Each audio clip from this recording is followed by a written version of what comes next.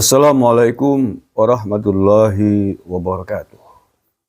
Bismillahirrahmanirrahim. Alhamdulillahi rabbil alamin. Allahumma sholli ala sayyidina Muhammadin wa ala alihi wa sahbihi ajmain. Ma ba'du.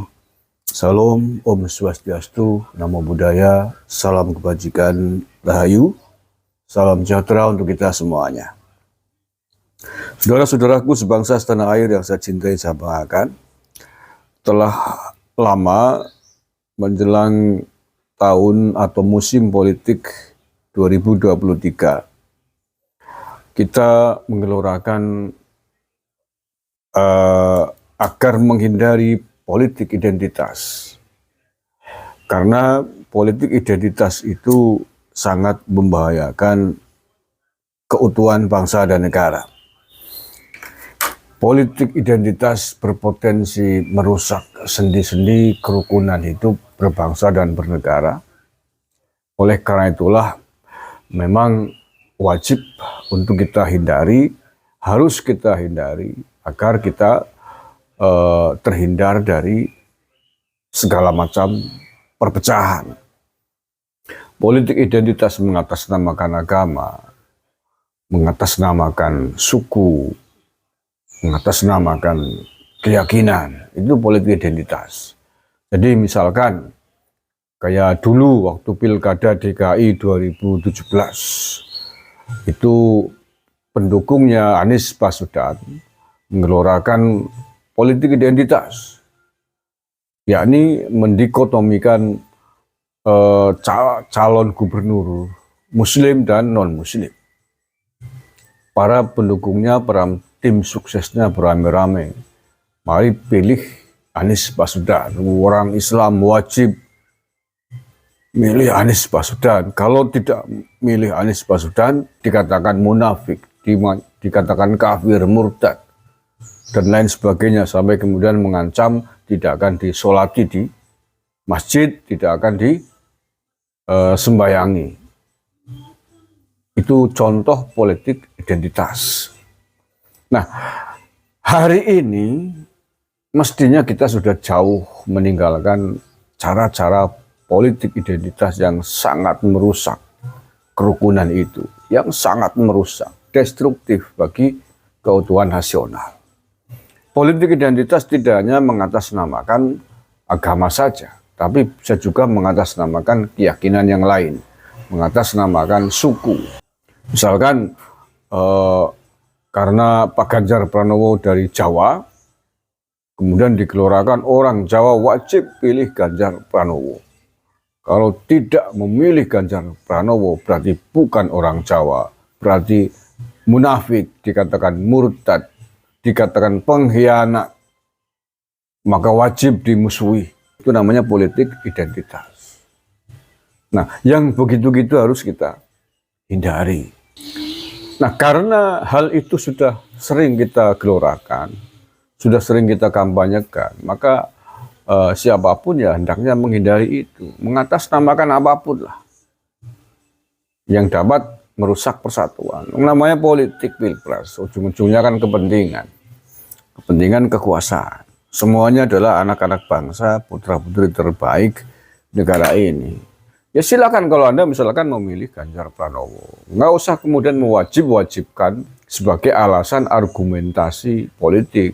Kalau itu kemudian dikampanyekan ke publik, maka pengertiannya berarti yang tidak sepakat dengan Anda dikatakan melanggar kewajiban.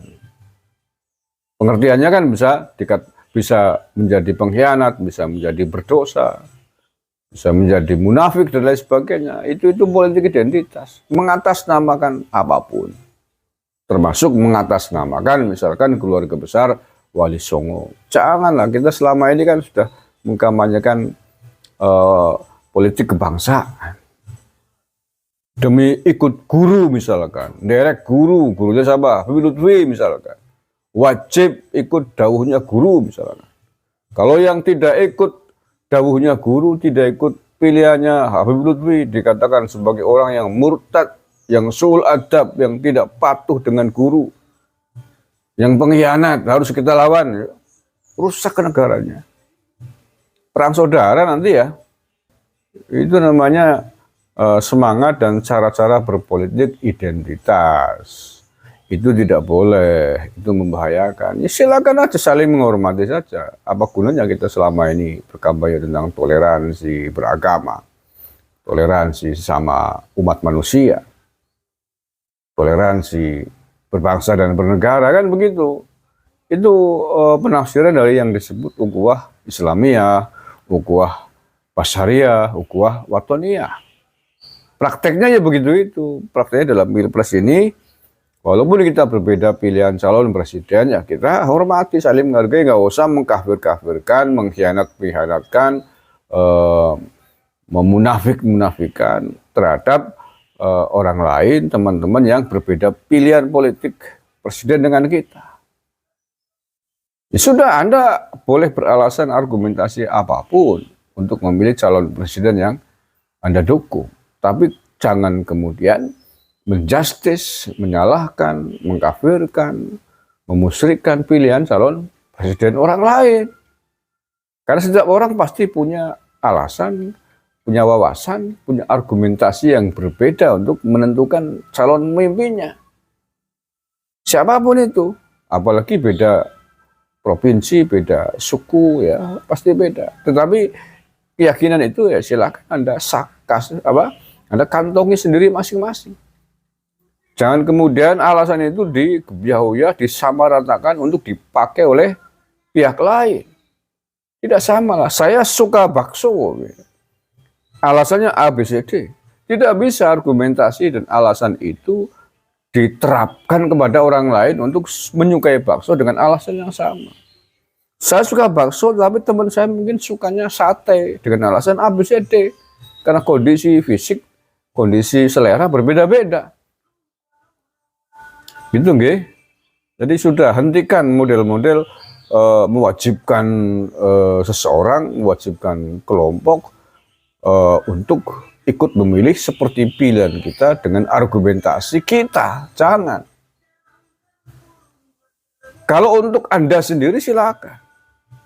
Tapi jangan kemudian diterapkan kepada orang lain. Itu berbahaya. Itu namanya melukai kampanye Bhinneka Tunggal Ika, melukai kampanye pilkada damai, pemilu damai yang selama ini kita deklarasikan.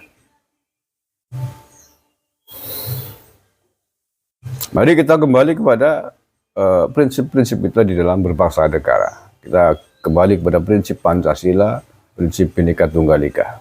Menyambut Pilpres, Pemilu 2024 dengan riang gembira, dengan rasa toleransi yang tinggi, dengan saling menghargai antar satu dengan yang lain, walaupun kita berbeda pilihan politik. Terima kasih. Assalamualaikum warahmatullahi wabarakatuh.